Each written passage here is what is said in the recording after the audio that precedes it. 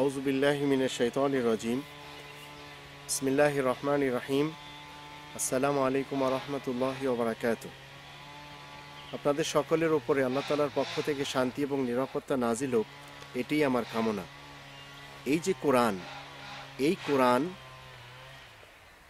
মানুষের যে সুন্দরতম মানুষ এই পৃথিবীতে আল্লাহ রাব্বুল আলামিন পাঠিয়েছিলেন, সেই সুন্দরতম মানুষগুলি কিভাবে নিকৃষ্ট প্রাণীতে পরিণত হয়, এই ব্যাপারটি নিয়ে যদি আমরা কোরআনে দেখি, তাহলে কোরআনের ৯৫ নম্বর সূরা আত-তিন এর ৪, ৫ এবং ৬ নম্বর আয়াতে আল্লাহ বলছেন, লাকাদ খলাকনাল ইনসানা ফি আহসানি তাকওয়িম সুম্মা রাদাদনাহু আসফালা সাফিলিন ইল্লাল্লাযীনা আমানু ওয়া আমিলুস সালিহাতি ফালাহুম আজরুন গায়রু মামনুন। আল্লাহ বলছেন যে আমি তো মানুষকে সুন্দরতম গঠনে সৃষ্টি করেছি, অতঃপর তাদের কর্মদোষে তারা অবনতির নিম্ন স্তরে পৌঁছে যায়। তবে যারা ঈমান আনার পরে সৎ কাজগুলি করে, তাদের ব্যাপারে আল্লাহ বলছেন যে তাদের জন্য অবিচ্ছিন্ন পুরস্কার রয়েছে। তো আজ আমরা এই পৃথিবীতে নিকৃষ্ট প্রাণী কিভাবে হয়ে যাচ্ছি। একজন মানুষ যদি কোরআনের শিক্ষায় শিক্ষিত হয়, কোরআনের শিক্ষায় শিক্ষিত হয়ে একজন মানুষ এই পৃথিবীতে তার মনোভাবকে, তার ব্যক্তিত্বকে পরিবর্তন করে, দেখা গেল সমস্ত মানুষের জন্য সে নিজে তো নিজের ব্যক্তিত্বকে পরিবর্তন করে এবং সমস্ত মানুষের জন্য সে তাদের জীবনের মোড়কে পরিবর্তন করার জন্য কাজ করতে পারে, কারণ তার মধ্যে রয়েছে সুশিক্ষা।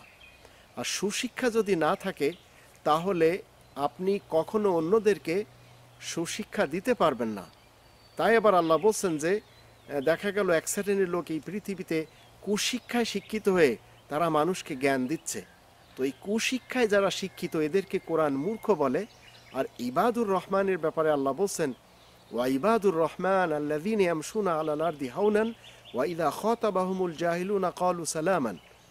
যখন অশিক্ষিত সমাজ, তাদের কাছে কোরআনের কোনো জ্ঞান নেই, তাদের সামনে, তাদের মুখোমুখি যখন তোমরা হয়ে যাবে, তখন তাদেরকে তোমরা এতটুকু বলবে যে তোমাদের উপরে শান্তি বর্ষিত হোক।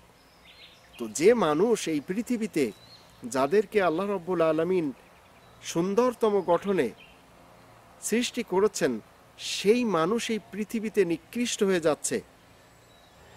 দেশের মানুষের মানসিকতায় যদি কোরআনের ভিত্তিতে গড়ে নেওয়া যায়, দেশের মানুষকে আপনি কোরআনের ভিত্তিতে গড়ে নেন, তাহলে দেখবেন এই মানুষই হলো সবচেয়ে মূল্যবান সম্পদ।